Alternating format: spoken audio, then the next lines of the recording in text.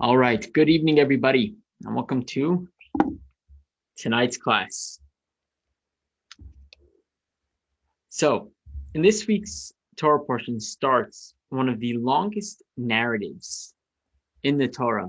It spans for about 10 chapters, and that is the story of Yosef the dreamer, his brothers selling him to Egypt, or really to Ishmaelite businessmen who eventually sell him to Egypt, and he eventually becomes the viceroy and reconciles with his brothers. And this narrative will basically take us till the end of the book of Bereshis. However, in this week's Torah portion, there's a little bit of a break in the story that after Yosef is sold, based on the advice of his older brother Yehuda, you see in the beginning they were planning on possibly, God forbid, killing him. And they understood that they were actually doing a justice by their family by doing this. The details of that we discussed in a different class, so we won't get into that too much tonight.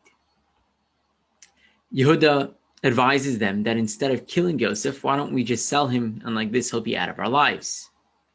To which they adhere, and as we say, the rest is history. It's at this point that the brothers blame Yehuda by saying that listen, you're our older brother, you're the leader amongst us. As we know, the tribe of Yehuda, and Yehuda as an individual represented leadership in the family, said if he would have told us to bring him back home, we would have brought him back home. We wouldn't have sold him off. Of course, everybody loves to give a little bit of blame. And the Torah then goes on to a different story about Yehuda, a little bit famous, or more or less infamous story, where Yehuda decides to go on his own. He ventures out. He starts getting into the business of cattle, of sheep. He gets married to a woman from Canaan, which was out of their family, which was a rarity. He eventually has 3 sons with this woman. Her name is Bathshua. And he has 3 sons, Er, Oinan, and Shelah. These are his 3 sons. And what happens is, we know that Yehuda marries off his oldest son, Er, to a woman named Tamar, or as some would say, Tamar. And unfortunately, the marriage doesn't turn out so well because Er does certain things in the eyes of God which are unacceptable. And because of this, God takes his life at a very young age, and he dies childless, leaving his wife Tamar behind. Now, we know that the Torah tells us that after the Torah was given, one of the mitzvahs in the Torah is that if a man passes away and leaves a widow, and he has no children, there is a mitzvah called yibum, and that is, if he has a brother, to marry his widow. And the idea is, in order to upkeep his name in the family, and therefore there's a mitzvah on them to get married. However, this is not, I think in English this is, yibum is loosely translated as a levirate marriage. But if I'm not mistaken, levirate marriage comes along with the idea of somebody being forced into it. And that we know that when it comes to yibum, both sides have to be willing and agreeing. And if they are, then it's a huge mitzvah. They should do it. They should get married. And everything will be good because they will be able to keep the brother's name alive. However, for whatever reason, one side doesn't want it. They do what is called chalitza. It's a process with a boot in front of the court. And everybody moves on with their life to continue living, hopefully, more of a blessed life. Now, even before the Torah was given, there was such a concept accepted in many societies that they would keep the name of the deceased alive in order to keep his name alive. And this wasn't something that was just bound by Torah law. This was bound by somewhat of a society thing. In addition to that, the way it was practiced before the Torah was given was not just with the brother of the deceased, but rather any next of kin, closest family members of the deceased, which could be played out by a brother, by the father, in this case it would have been her ex-father-in-law, or anybody closely related. As we find even later, this concept comes up again in the story of David HaMelech, and that's, or at least Rus, I should say, and that's even after the Torah was given. But we're not going to get too caught up in the laws of it, but just to point out that the current Ashkenazic custom over the past several hundred years has been not to practice Yibum. Rather, in most scenarios, we will opt with Chalitza. And the reason is because it could be that the mitzvah is being done for the wrong purposes. And if that's the case, the Talmud already tells us that it's more of an avera than a mitzvah to do it. And therefore, it's not suggested to be done nowadays. In certain Sephardic communities, they will practice it. But even there, it is not necessarily 100% common practice as it was in days of yore. Now, because of this, after Er passes away, because God takes his life early, so Yehuda gives his next son, Ainon, to Tamar. They get married, and Ainon follows in his older brother's ways and also does not find favor in the eyes of God because of certain way of how he lived his life regarding not having children. And because of this, Yehuda says, like, listen, enough's enough. It seems like there's some kind of pattern being created here. He's not sure why his sons are dying. But to him, it seems like it has something to do with Tamar. He thinks that the boys he raised are good kids, and therefore he kind of blames her. And he does not want to give his third son, Shelah, to this woman that he sees as they would call a black widow. And therefore, he sends her home and he says, you know what, you go home to your father's house, and when Shelah grows up, he'll be waiting for you. But ultimately, he was just trying to push her out of the picture, not really allowing her to get married to anybody in truth, which is extremely unfortunate. But he was basing it on a concept which is actually brought in the Jewish code of law. Maimonides brings that if a woman has two husbands, that God forbid, in others, a woman gets married and God forbid her husband passes away young, and she gets remarried and her husband passes away young, and by both of these husbands, there's no apparent reason as to why they had passed away, we have to assume that there is something here, some kind of foul play of some sort, be it physical or spiritual. And because of that, we wouldn't necessarily offer her a third husband. If she does get married, the marriage is a good marriage, but you have to be somewhat careful. And because of this, Yehuda realized that something was up with Tamar, and therefore he wasn't ready to offer his third son, fearing losing his third son. And he sends her back home, kind of to leave her in a limbo state until they can actually figure out what's happening here before they, so to say, will say, here, go marry anybody else, because who's to say that her marrying anybody else would be any better and not putting them at risk. Okay. And that's how it plays out. However, the story continues and gets interesting. You see, the days pass, and Tamar realizes that Yehuda is playing this game, realizes that he's not ready to give up his third son, Shelah, but she also knows and has an intuition that it is her destiny to have a child from the house of Yehuda. And she's not going to give up. So, as the infamous story plays out, she gets word that Yehuda would be traveling to a city called Timnah. This city, Timnah, is placed a little bit west of Jerusalem in Israel.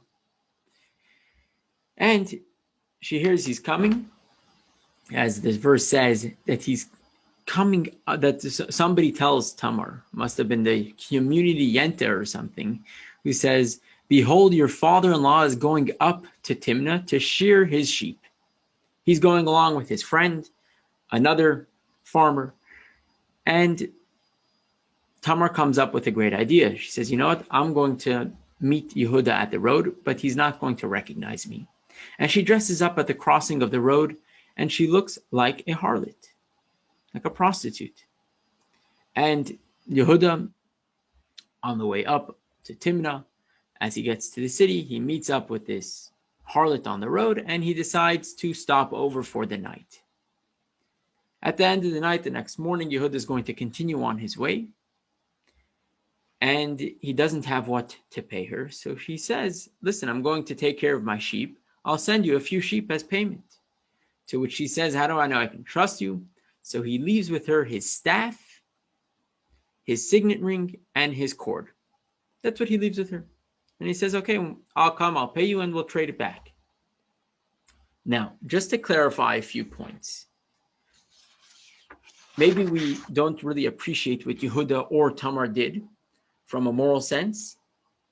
Now, Tamar knew what she was trying to accomplish. And what she was trying to accomplish was have a child from Yehuda's family. And like we said before, that the way Yibum, the levirate marriage, would work doesn't have to be a sibling. It can also be, in this case, her father-in-law. And therefore, she felt that what she was doing was completely right, because she was entitled either to the next son or to the father. Somebody in the family would have to step up to do what is called Yibum. Yehuda, on the other hand, even though what he was doing may be a little bit of a sore in our eyes, but as Maimonides tells us that before the Torah was given, the idea of a prostitute was not something forbidden.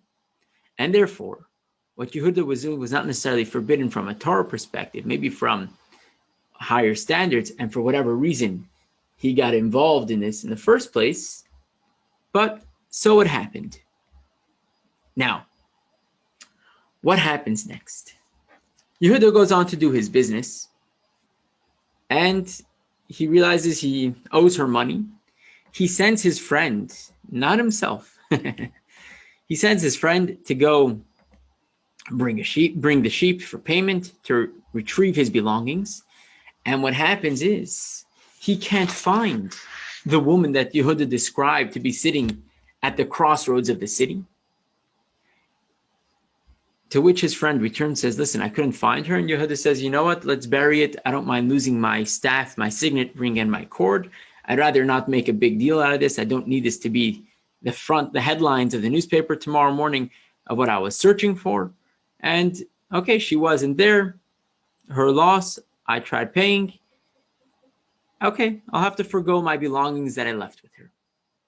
However, the story takes a twist, because roughly 3 months later, the Torah states clearly, 3 months later, they find out that, lo and behold, who is pregnant? Tamar. Now, Tamar was supposed to be living by her father at home. And now she's pregnant because she was supposed to be waiting for Sheila to grow up, to be able to marry Sheila. So she was already somewhat betrothed to a certain extent, either to Sheila or to the family of Yehuda. And therefore, for her to go ahead and be intimate or marry anybody else would be considered adultery. And Yehuda happened to be on that court. So when the case was brought to the court of the city or the court of the region, the ruling was clear that she would have to be dealt with like an adulteress. Why? Because she was supposed to be waiting for somebody from Yehuda's family, primarily Sheila. And if that's the case, the punishment is to be capital punishment. Now, what does she do? She could have just called Yehuda out right then and there. Yehuda had no idea that Tamar was the prostitute at the road, at the entrance road to Timnah. And instead of calling him out, on the way out of the court, she sends a message to the judge, her ex-father-in-law. And that is, she sent the belongings, the cord, the staff, and the signet ring, and said, send this message to the judge, that the father of the baby inside of me, and it actually ended up being 2 babies, twins as we'll see, whoever owns these tzedakah is the father of these children. Yehuda realized right away, and he proclaims publicly, tzedakah mimeni, she is right. She is correct. It is all because of me. And at this point, he starts to take ownership not just for being the father of the twins inside of her, which end up being known as Zerach and Peretz the progenitor of Mashiach.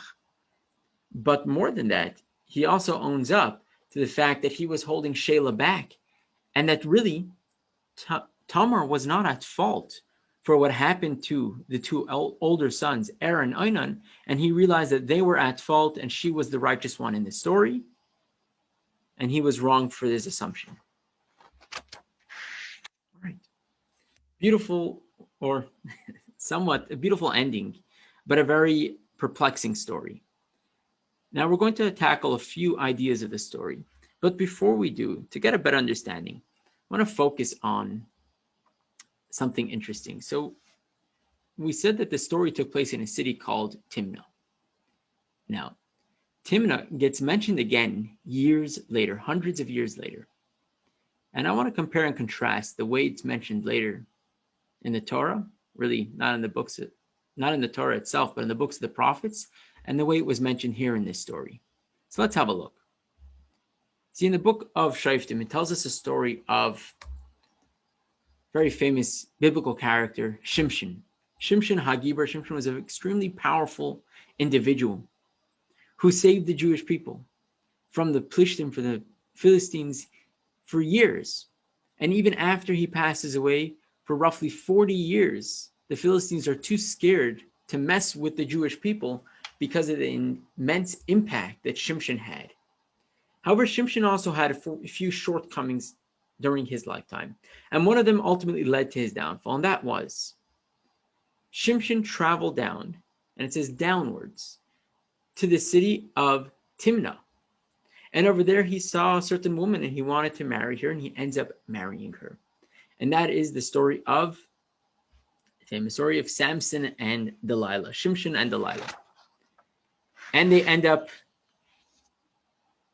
getting married, and she ends up being his downfall, the reason why his hair gets cut, the reason why he gets exposed to impurity, and the reason why he ultimately dies with self-sacrifice, saving the Jewish people, but he lost his powers because of her. But we find something very interesting. When Timnah is mentioned in this story, in the narrative of Shimshon, the Torah refers to it as going down to Timnah. Versus in our story with Yehuda, it says, and Yehuda went up to Timnah. And if that's the case, what's the idea of the up or down? In other words, where was Timnah placed, situated, that it could be going up or coming down? Seemingly, you would always say, anything in the north, you say going up, anything in the south, you say going down. And as we mentioned before, Timnah was located roughly a little bit west of Jerusalem.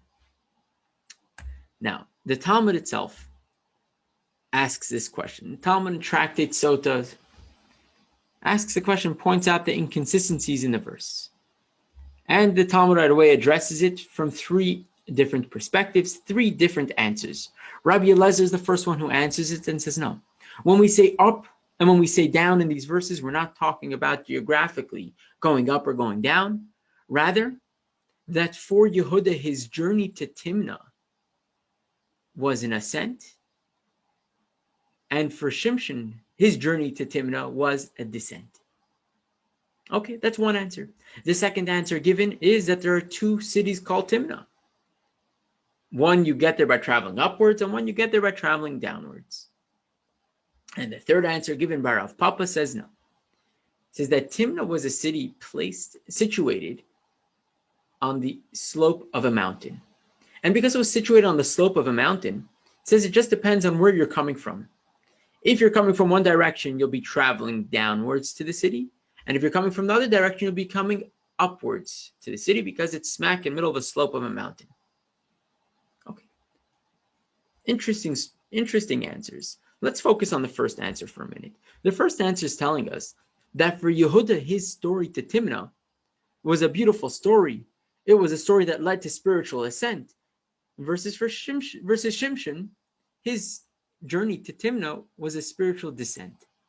Now, we just explored the story of Yehuda and Timnah, And it doesn't seem like it's such a phenomenal story. It seems like a pretty embarrassing story, a story where there was a lot of deceit, a story where there was questionable actions taken, a story that, let's just say, would have been the talk of town had it taken place.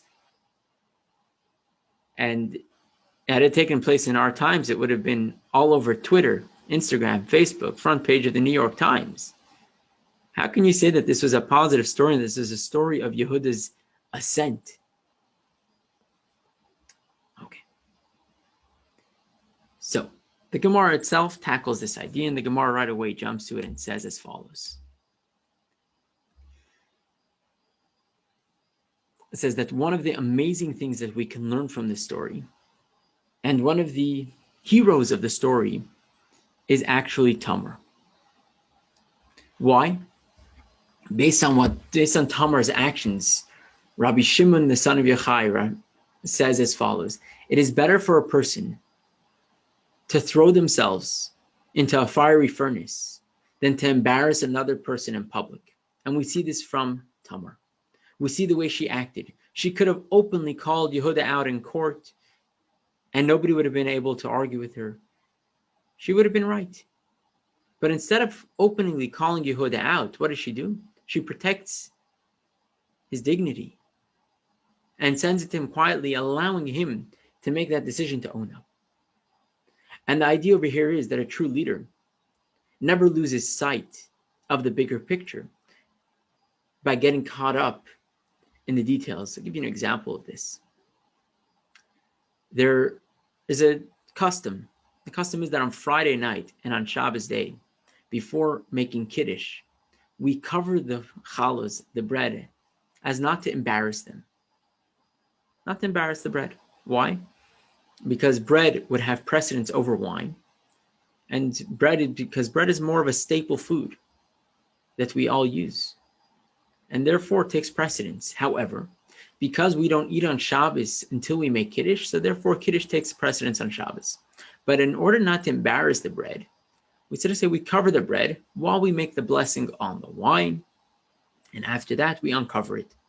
So the story goes as follows: of the gentleman who came home, and the table is set beautifully, and the Kiddush cup is full, the guests are there, the challahs are out. But his wife, a little bit new to some of the traditions, forgets to cover the challah. And he gets extremely upset. And he starts to berate her and say, how dare you? You have to cover the challah. You have to cover the challah. There was a wise guest sitting there. And the guest turns to the host and says, excuse me, sir, why do we cover the challah? He says, what do you mean? Not to embarrass the bread in front of, not by making Kiddush and consuming and making a blessing on the wine first. As these words are coming out of his mouth, he realized what just happened. Protecting the bread's dignity and embarrassing his wife. He lost the bigger picture based on the smaller detail in the moment. A true leader never loses that, and that's why Tamar merits to have David HaMelech as her offspring, and that's why Tamar merits to have that Mashiach will be from the house of David, again, her offspring, because of this display of leadership and humility that she showed. Another aspect from the story is on Yehuda's part. You see, for Yehuda, he could have gotten out of the whole thing, never needed to take ownership, and he could have even saved Tamar's life. Right? Tamar kind of gave him an option. He could have denied. He could have completely ignored the whole story with the stick, the staff, the signet ring, and the cord by either saying that they're not his because nobody was accusing them of it being his. He could have, but that wouldn't have been moral. Okay, so he accepted it because he wasn't going to be outright immoral, murdering someone on his own behalf. Okay, but he didn't just accept it at that moment and find a loophole as to why to save her life. He accepted it and he took responsibility, saying that, no, these are my children.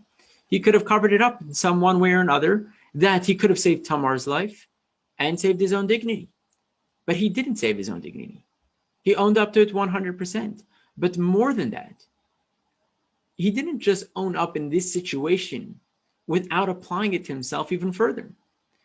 This made him rethink his whole relationship with Tamar, his whole relationship with the fact that he was holding Shelah back, and that he took responsibility for putting her in that situation in the first place. Now that's a huge moral feat. But even more than that, this also redefined Yehuda in his whole approach to the story with selling Yosef, his brother, that at this point he truly regretted it. And that's why later we find that out of the 10 brothers, or 9 brothers really, who get challenged again when they are in Egypt, who is the only brother who outright puts his life on the line to save Binyamin? That is Yehuda. Because at this point, this pivotal point, he completely changes his life. You see, a true leader is not somebody who doesn't make mistakes. A true leader is not just somebody who fixes mistakes. A true leader is somebody who makes mistakes and owns up to them, takes responsibility, but not just little bits of responsibility by fixing the mistake itself, but by actually becoming introspective about it. Doesn't start to blame and look at other people. How can I get rid of this? How can I get rid of the blame? How can I get rid of the responsibility? Or how can I just fix it and make it go away? To Yehuda, no. It was a deep transformative experience. To a certain extent, this is probably the first outright clear Baal Tshuva, the person to completely be transformed, go through one experience, fail, and later step up to that experience again and completely approach it from a different, healthy perspective. That is Yehuda. So when we look back at that story of Yehuda going to Timnah, originally it looks like a pretty embarrassing story. And yes, there are aspects of embarrassment in that story. But ultimately for Yehuda, it was a great moral feat, as well as Tamar. And therefore, when the Torah refers to the story of Timnah, as we saw before, the text read that Tamar was told that her father-in-law was rising up to Timnah. He was ascending to Timnah, because it ended up being a very positive story. As opposed to Shimshon, on the other hand, it says that he was going down to Timnah, because we know what led to his moral failure, what led to his ultimate demise. That was his going to Timnah and the whole story with Delilah. Okay. However, there's a little bit of a problem with that interpretation that we took, and not just from the literal sense. Because if we look back at the verse, it's some town Yenta who's telling Tamar that her father-in-law is coming up to Timnah. How would this town Yenta know what would unfold of this story, and what kind of great moral feats would come out of this story? This was no prophet, at least not from the simple interpretation. And if that's the case, why would it say that he was ascending, he was going up to Timnah? So how do we explain that? And the idea is like this.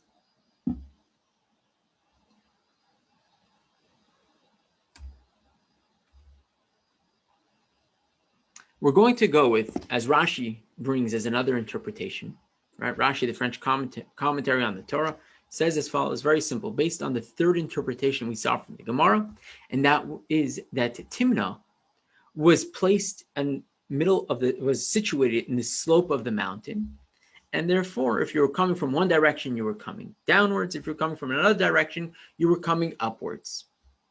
Okay, simple enough. And because of that, he doesn't have to deal with the technicalities of how did this person know. However, what is Rashi actually teaching us over here? There must be something deeper.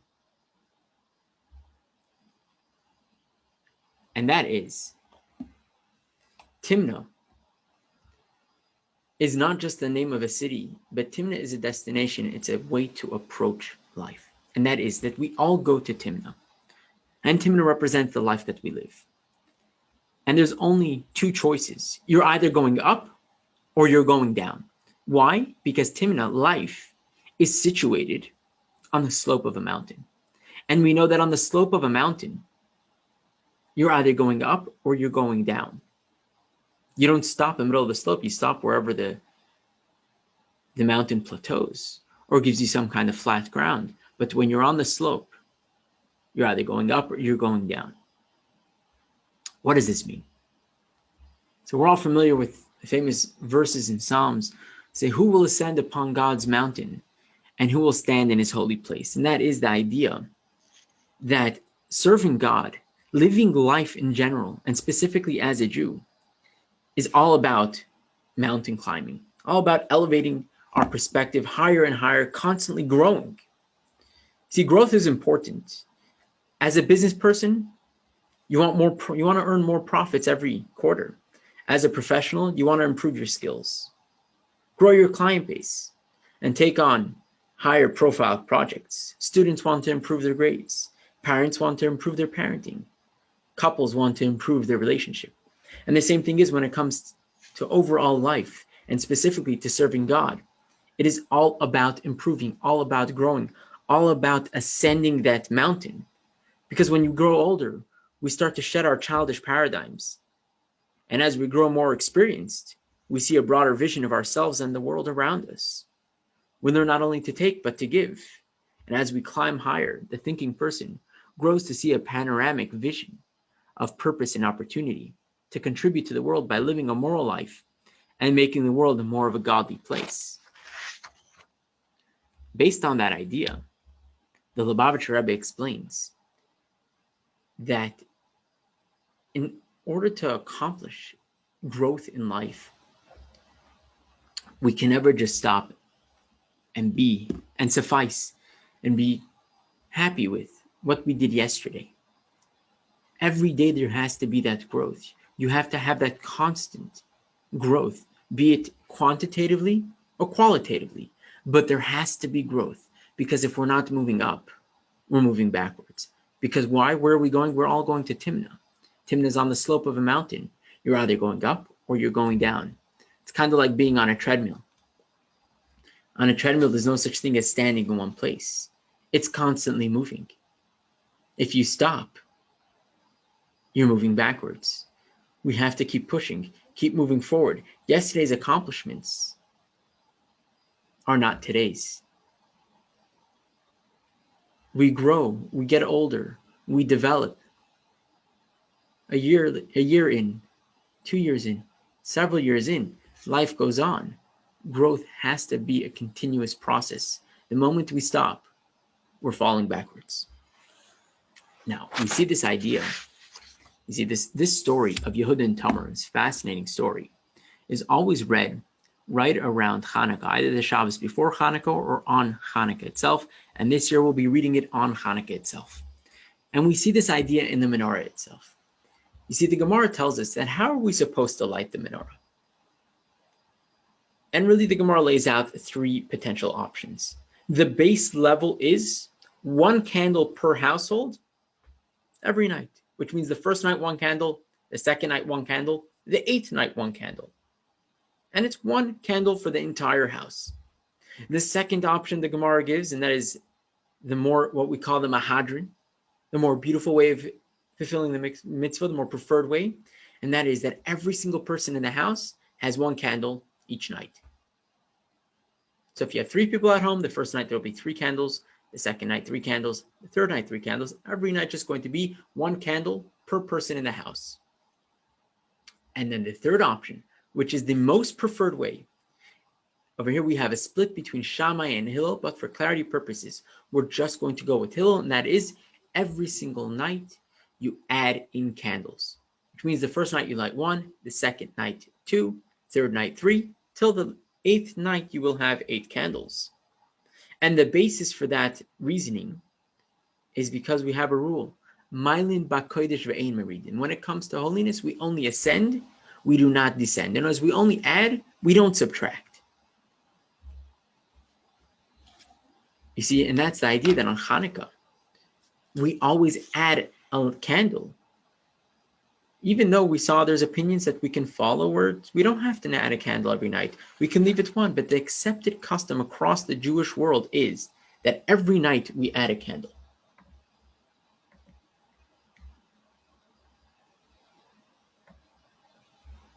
that every night we add a candle. And what's the idea over here? And that's because when it comes to our divine service, and when it comes to holiness, we must always move upward, always advance forward. Now, there's an interesting halacha based on this, an interesting law. The Rebbe points out that if, for whatever reason, on the first night you light one candle, the second night two, the third night you light 3 candles, comes the fourth night and you only light 3 candles. On one hand, you can say, at least I'm not lighting 1 candle. On the other hand, you can also push it further and say that, you know what, not only am I not lighting 1 candle, I'm even lighting tonight as many candles as I did last night. Okay, so I didn't add an extra candle. The Rebbe says, no, but in truth, by not adding an extra candle, you're even lower than you were last night. Why? Because last night, by lighting 3, you were improving. Tonight, by lighting 3, not only didn't you improve, but you're not even up to standard for what tonight is. And that's the idea that real growth is about constant potential and being better every single day. That today is better than yesterday. And like I said again before, either quantitatively or qualitatively. But it's always about growing, always about moving forward, never about being satisfied enough. We know that the Lubavitcher Rebbe's response to people, fascinating. You see this so many times in different people from different walks of life who came to the Rebbe with their accomplishments. I remember vividly watching one of these videos where a person came by and he just told the Rebbe that he had just given $1 million to the Machane Yisrael Foundation. And the Rebbe says, that's great, that's amazing. And when are you giving your next $1 million? And it's the Rebbe that's amazing that you did that. It's amazing that you accomplished that. But don't let yesterday's accomplishment satisfy today's thirst and today's need for growth. Because every single day there needs to be that increasing accomplishment. Again, quantitatively or qualitatively. Not just in order to add, but also not to fall back. Now, I do want to just give one more insight to the connection between the story of Yehuda and Tamar to the story to Hanukkah. And this is a little bit of a homiletic idea, a little bit of a Kabbalistic interpretation. And that is that, like I mentioned before, that this story is always read around the time of Hanukkah.